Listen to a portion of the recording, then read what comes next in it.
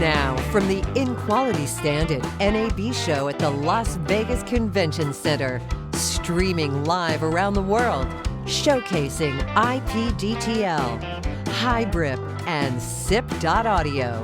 On Twitter, we're In-Quality Media. And here's your host, Kevin Leach.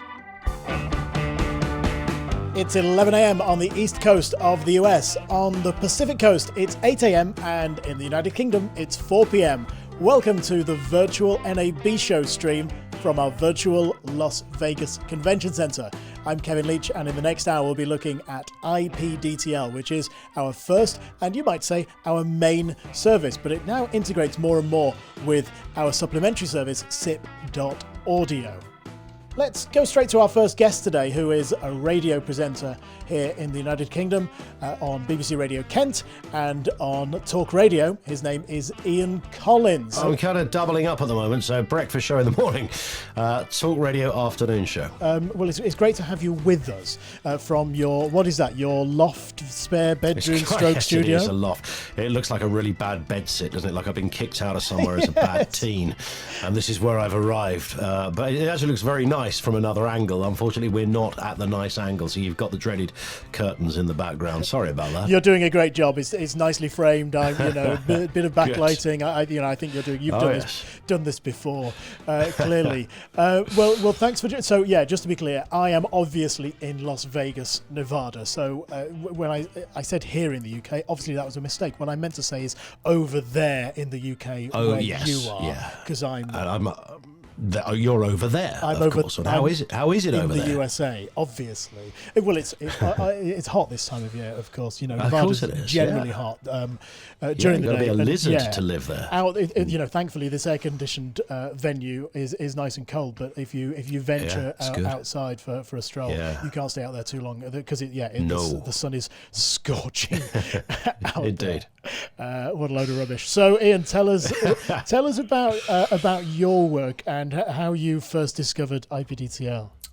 Well, it's interesting because obviously working as a radio presenter, I mean, the usual rule of thumb is, never talk to a presenter about the technicals because they'll get lost and they don't know anything and they're generally a bit dim when it comes to wiring stuff up or plugging things in. Just give them a seat, a set of headphones and a microphone, and off they go, like a wind-up toy. So technical side of things, you don't ever need to get involved with. And then, of course, there's an international pandemic kicks off, and suddenly you realise you do. Now, lots of my friends are engineers. They work in sound, and obviously I've worked in national radio for a number of years now, whether that was Talk Sport or LBC, now back at Talk Radio, etc. So I've never had to pay attention. I've always worked with really good teams to anything like this. But then the whole point of home broadcasting suddenly became very real. I'd heard people talk about IP-DTL, and I didn't really know much about it. A friend of mine said, look, you've got to get onto this system because this will solve all of your problems. And I thought, but I just don't fancy sitting there for 40 hours swatting up, doing some kind of crash course on YouTube or whatever, and then having to ask a load of questions. And I thought, so I'll have a think about it tomorrow. I downloaded it, plugged it in, and within about 30 seconds, I was talking to my mate Will at the other end. I just randomly called him. He picked up, and I was off. I mean, literally, it was that simple. Now, if I probably know a little more about this stuff than maybe I think I do, but I still don't know as much as somebody like yourself, Kevin, and others that do this for a living. I was absolutely bowled over by just how easy that was to plug in, get everything uploaded, ready to go, and of course get myself a quality line. And I thought, okay, that's fine. I'm talking to Will. He's in a home studio. I'm in a home studio. We're not judging it on much. How will it work when we start going on real radio here? Not real radio, but real radio. Yes. And so there I've never been on that particular one. And then so everything kicked off. BBC Kent in the morning, Talk Radio in the afternoon. Everything was set up nicely. In I went. Tapped on the right Comrex to dial into, and that was it. There I was. So the only time anything went bad was when my own broadband went down. Yeah, you're using a combination of IP-DTL and sip.audio then? Because you've got the web browser solution on your computer. You've got your, what I see is an analog mic there connected through an audio interface, yeah? But at the other end, they're not using IP-DTL at either of those stations. They are using, in this instance, Comrex hardware. So they've got Comrex access at both the wireless group here in the UK, there in the UK, and also the BBC Radio Kent.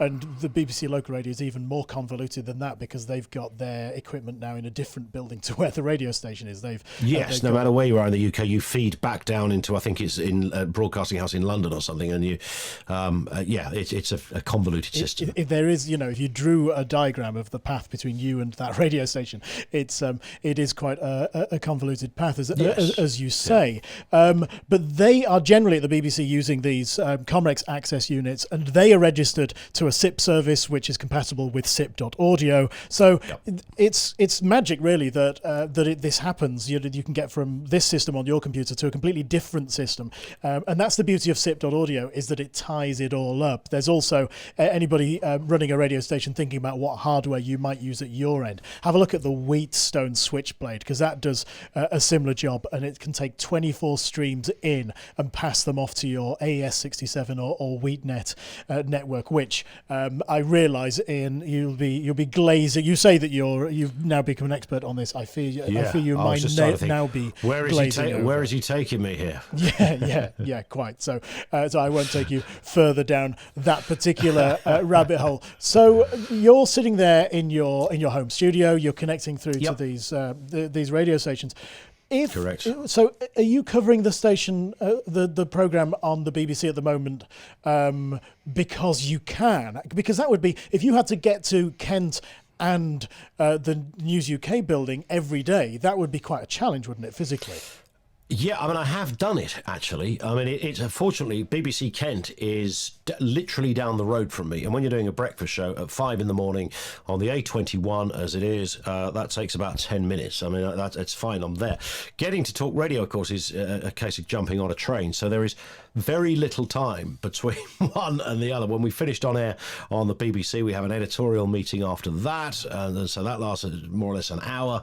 Because it's the BBC, it has to last an hour. And then and then I hot-foot it into London if I'm covering on talk radio and do that. But this has meant, of course, that I don't go anywhere. So I stay here. The beauty of this, the greatest benefit, and it is interesting when you're doing radio because obviously you miss the visuals of seeing the team around you that would normally be there. But the greatest gift for me is you don't ever have to go home at the end of it all. Already home. So I finish on BBC Breakfast and I nip downstairs for a quick sarnie and a cup of coffee and then start working on the other show. I wonder when the novelty of that will wear off. Yeah, I've wondered that. There haven't been any genuinely any real issues. And any issues that have been there have been sort of editorial ones, nothing to do with my tech setup here, which has been absolutely 100% reliable. That's been absolutely fine. So I do wonder about home broadcasting because we've all had this discussion. How many radio companies will go, we don't actually need radio stations anymore. We don't need the physical buildings because everybody can do it from home. But then, of course, if you think back to when we were all kids and you wanted to work in radio and audio and sound and the like, you wanted to be in a studio. So I'm yes, that was the exciting part, wasn't it? But I think I'd have been excited about the concept of being able to broadcast from my bedroom as well. Oh, absolutely. And now there you are doing it, living your dream. Yeah. I used to monkey around with an old, my auntie got rid of it was a turntable that had a built-in cassette deck to it, a kind of a flat thing. So it was quite a long turntable, cassette deck next to it. And I discovered that there was somehow a microphone hanging around that if I plugged it in, I could hear myself. I could use the microphone. This was probably my first entree into the world of I clearly like the sound of my own voice, I suppose. And then I thought, yeah, this is amazing. And that was in my bedroom as when I was about sort of 10 or 11. If somebody had shown me this kit then, I mean, it would have been absolutely mind-blowing, of course. But, and for me. I spend most of my afternoon speaking to guests who are in this situation, when I'm in the studio, who are pretty much all using IP-DTL, it seems. So what do you find it's like now then when you're speaking to guests who are being faded up in the studio, or if you're speaking to a newsreader who's in the radio station or whatever it is? How do you find that interaction? Do you end up talking over yourself ever? Over each other, rather? There's been a couple of minor occasions, but between myself and the producer, I've also got a shared Google screen up, so I'm getting instruction there. They can also talk into my ear, so I'm getting instruction there as well. I mean, there's the odd moment that you might get, but you'd get that, when you're talking to your friend on the telephone, if one of you starts to talk and the other one sort of vaguely interrupts. But I think mostly when you're talking about sort of grown-up radio that we're all involved with here, people you read the room, don't you, of the guest or the person you're talking to. So you tend to make natural allowances for the fact that, they're about to speak, or, they will pause because you're about to speak. And it's just been really seamless. Well, I'm really glad to hear that. I think you said that you had your internet connection went down the other day. Did you mention that? Yeah, that was nothing to do with any of this. That was just to do within the house. Every now and again, your internet connection goes off. Nobody knows. Well, what happens then, by the way? Well, what is going on at that point when everything just goes ka-chung off? And so there I was, I think, on about day 3. And I thought, this is going swimmingly well. And suddenly I instinctively thought, am I talking to myself here? And I looked at my phone, which would have been on Wi-Fi, and it wasn't. It had reverted to 4G. So I thought, hang on, looked at the modem, which is the router, which is over there, and it was all off. But that was about 5 minutes. But that was to do with my my service provider. Nothing to do with this great technology. Not this service provider. Good. Well, I'm glad to hear that. So, Indeed. So it's interesting then when people are using our services and similar services to think. I always say, what is your potential single point of failure? And in fact, there's an article on this that I've written. If you Google single point of failure, it should come up. What is your single point of failure in your chain? You can have 2 computers and 2 different services going on 2 diverse paths, one on 4G or one on a traditional broadband. But if the 4G is built into your same router and the power supply fails on that router, then you're still stuffed. So it's thinking about, what can I do to create 2 completely separate paths so that if one part of it fails, I just switch over to the other. So would that be available then? I mean, I'm asking you now, Kevin, because I would, in that situation, I was really just at the mercy, obviously, of a provider that was going to put my broadband back on. So at that point, we just clicked off air momentarily. I think they played something out, some emergency tape in the studio. But I was back on in about sort of 3 or 4 minutes. So in that respect, I wouldn't have known what option to pursue at that point. No. You're telling me there might be options. Well, none of them are easy, and certainly not in the current situation. In my house here, here's a secret. I'm working from home. I'm not really in Las Vegas. Stop it. And stop it. And that green screen behind me is still. You've got a green screen. Still needs an eye. Still needs an eye. Yeah. Looks good. Here in my house where I work from, I've got my main broadband connection, and I'm in the middle of nowhere. I'm up a hill in the Yorkshire countryside in the UK. I've got my main internet connection, and then I've got another internet connection which comes in on a different wire to a different router, but it's all connected to the same network, so that if I just I can change one tiny setting in my computer and it will switch over to the other internet connection. So 4G is a good thing to consider, but as we mentioned before, mobile broadband isn't really to be relied upon. So I would really, if it gets to the stage, once all of this is over, or once things calm down a bit, if you are going to be working from home and this is your bread and butter, I would absolutely get another internet connection. And let's say if you can use AT&T and Verizon, or AT&T and Google Fiber, or BT and Virgin Media, a combination of 2 different companies that aren't using the same infrastructure to get to your house. And then what do you do if there's a power cut? You know, what do you have? A UPS, or do you have a laptop that's always got the battery powered, and all of these things. And then you can guarantee with all that planning, something will still go wrong that you haven't thought about. So that 64-ton petrol-driven generator I bought on eBay the other day, you think that was a waste of money? No, that sounds like that's especially with petrol being reasonably priced when it fires up. That's the problem. Have you got any other pressing questions for us, Ian?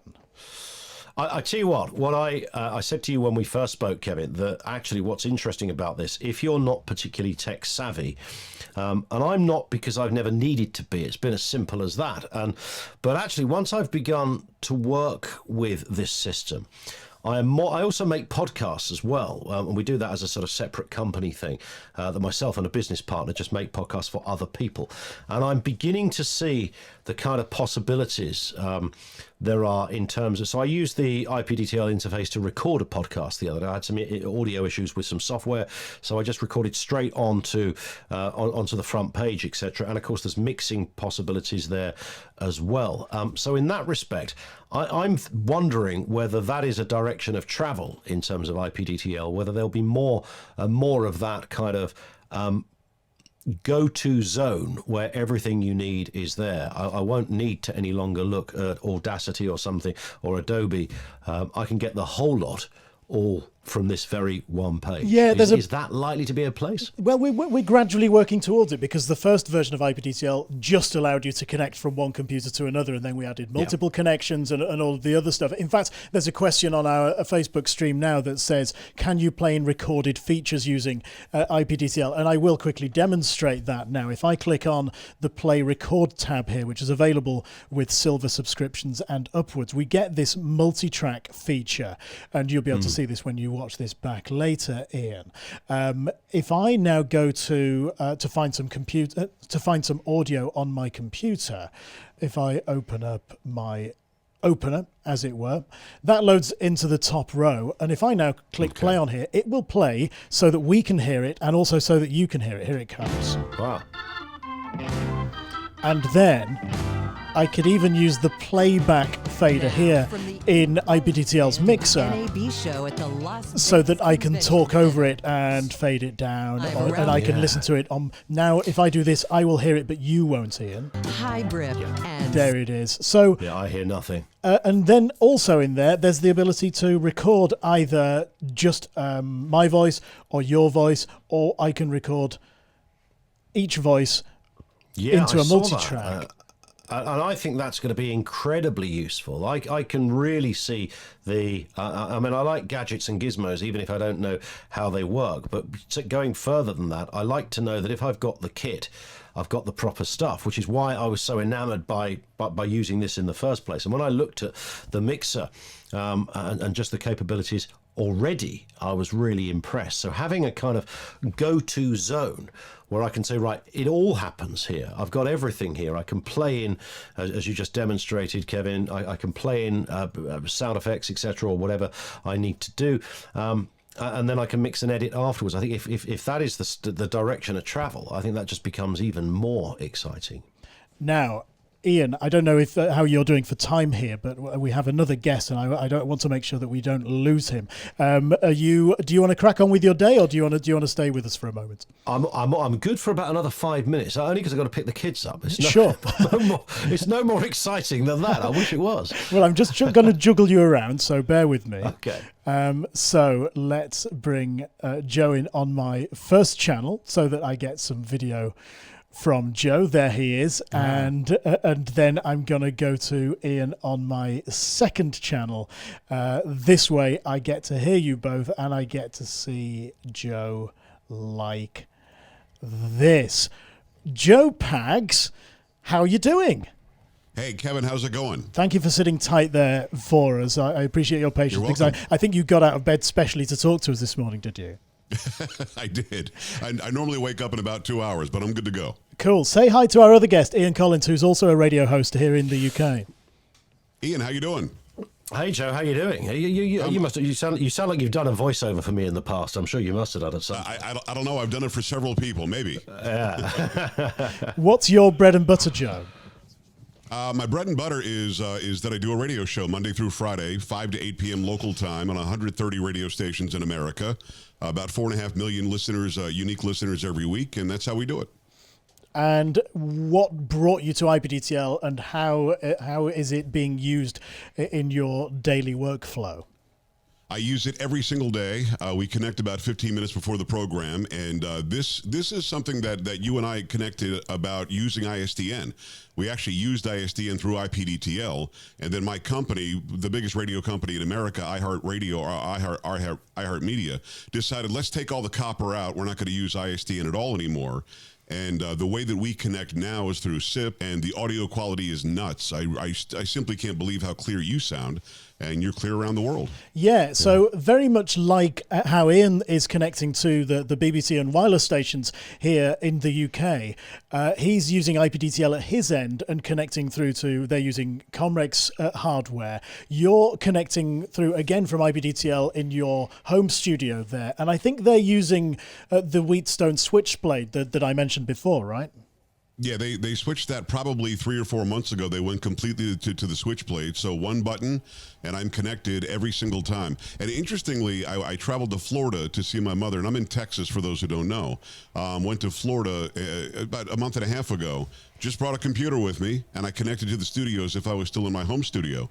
And it just worked like a charm. We've never had an issue whatsoever in making the connection, and the audio always sounds this good, which is amazing. Yeah, and right now, if we didn't know any better, you could believe, if you're a listener, you could believe that we're all in the same room, right? Oh, 100%. I actually connect to my studio where I've got my technical director who's about 35 miles away. And then in a separate studio, I've got my news anchor who's my co-host, sidekick. And everybody listening does believe that we're all sitting in the same place, and we're not. And again, I've done it from Cincinnati. I've done it from New York. I've done it from California. I've done it from Florida, as I mentioned. And it always sounds like I'm right there in the same exact place. I just simply need a modest internet connection, and we're good. So we'll let Ian go in a moment, Joe. Just before we do, as a seasoned IP-DTL user now, do you have any tips or advice for him? Well, no. Ian to me or me to Ian? Which way? Well, either way, but I was going to say Joe to Ian. Yeah. I would just say there isn't a whole lot to even tweak. It's kind of amazing that once you get it down, as far as feeding into the computer that's housing IP-DTL and receiving it from that computer, that's it. Once you're connected, you're good to go. Now, I have tried it wirelessly, which is a different animal. It's always best to do it through Ethernet. But at the end of the day, if you've got a good, solid connection where you know that you don't have any packet drops, the way that this program uses the internet connection is just, again, I'll say it again, it's simply amazing. And I send music. I take callers through it. I talk to the other characters on my program, and we just simply have never had an issue. It's really quite amazing. Yeah, and I was just going to kind of echo that. I mean, we all work in media stroke audio, and if we're blown away by it, I think that is incredibly telling. I mean, I'm listening to Joe there. Joe could be sitting next to me right now in a studio. I speak to people as you do, Joe, as you do, Kevin, all over the world, every day, doing all manner of interviews. Never really think twice about it. So if this kind of thing is impressing me as somebody who does this for a living, and the likes of yourself, Joe, who does the same thing for a living, then I think we're absolutely onto something. Well, I couldn't agree more. And I remember the days of using a hotline. And hotline, we thought that was amazing. Yeah. It was just done through a regular old phone line. And you compare that to the audio quality we have now, and it's just I simply can't believe it. This, I believe, and again, I've got a pretty good ear, been doing this 31 years. I think it sounds a lot better than ISDN. It must. And I think I use 256 kilobits every day. I use the highest audio quality I possibly can, even if the radios can't hear it at that high quality. What I'm hearing in my ear is, again, simply amazing. We base my show is politically based, but I do a lot of singing and acting stupid, doing song parodies. And those go out over the air, and I've heard them through the podcast, which is recorded completely out of house from where I am, and they sound simply amazing. The music, the quality is just nuts. Well, great. Listen, Ian, it's been so good to talk to you today. Thank you for taking the time out of your hectic broadcasting schedule to talk to us. And I'll let you run along now and pick up your children. Pick the kids up. Cheers. Bye-bye. Thanks, Kevin. Have a great day. Cheers. Ian Collins there is a radio presenter in the UK. Still with us is Joe Pags, who is a radio host in the USA. So I guess your life, a bit like mine because I'm a home worker, Joe, I guess your life hasn't changed that much in the last few weeks. No, it really hasn't. I mean, we're based in the studio here that we built probably 9 or 10 years ago, and again, we don't move much. I can do all of my work, I do all of my interviews, video and audio, right here in the studio every day. And again, one press of a button and we're all set. If you don't mind, I've got a quick story that would let people know just how completely flexible IP-DTL is. Sure. As you know, I was contacted by BBC. I think it was Radio 5. I think you guys have numbers for your radio stations. They're like 1 through whatever. And they said, hey, we're doing the topic of your president visiting the UK. Could we do something via Skype? Could we do something via telephone? And I said, that would sound horrible. Why don't I just give you a link and then you just pull me up on your system? And they said, well, what are you talking about? And I mentioned IP-DTL. I said, oh, yeah, we know IP-DTL. And I said, well, let's just do that. And again, one button. Kevin, it was that simple. One button. I was on the air live throughout the UK, taking phone calls from the UK, arguing with people in the United Kingdom as I sit, in my studio in Texas. It was amazing. Yeah, I think it was BBC Radio 5 Live, yeah? Yeah, it was. And I think it was 11 p.m. your time. And the interesting part was I was live on my show. So I simulcast the BBC feed on my show. They simulcast my show on the BBC. And it was quite amazing. I don't think the people in Ireland like me. One guy yelled at me, I think. But other than that, it was as if I was sitting in the studio with the presenter. I can't even remember the guy's name. Was it Stephen Nolan, perhaps? I think it was his show, but somebody was filling in for him, and I don't remember the guy's name. Mm-hmm. But it was a great experience, and the reaction that we had on this side, that we can press a button and listen to live BBC radio interactively. It wasn't like we were just listening to the feed. I love the culture clash as well between quite a slow style of radio on 5 Live at that time of night compared to your lively, fast-paced talk show. It's interesting to put those two styles together. Exactly. I heard that immediately. They were like, why are you talking so fast? Why are you fighting with everybody? I actually received on Twitter and through email people saying, why do you act like, what are you talking about? This is how I speak. And that's sort of how I think in this country, it's not sort of a laid back presentation. It's, I'm here for 3 hours. Let me entertain you. And I think that I couldn't get out of that mindset as I was doing my show simultaneously. So anybody thinking about using IP-DTL, who's never used it before, maybe they're a radio host, maybe they're somebody who's contributes to radio shows regularly. Do you have any parting advice for them before we let you go today? Well, I do. And in fact, in my industry, I know a lot of people, and I've been doing it, as I said, for a long time. And they ask me, how do you do it from where you do it? And especially when this lockdown and this whole coronavirus thing, people are setting up at home. And a lot of them are turning to different brands and different companies and different hardware. I'm like, you don't need hardware. This is basically a website that does it all for you. But the advice that I would give is don't be scared of it. The technology is actually much more simplistic than you think. I'm not that much a techno geek, although I have built a lot in my studio. I literally, when I travel, I take one computer for screening, the other computer for IP-DTL, and I'm all set. It really isn't daunting at all once you understand the technology. And don't get lost in, I need phone numbers, and I need ISDN, and can this connect to the Comrex, and what is SIP really? Don't worry about that. Start simple, and then you can learn about the other stuff later. 100%. And it works that simply for me. I promise you, I hear a ring in my ear every day, 15 minutes before the program. I press one button, and I don't think about it again for 3 hours.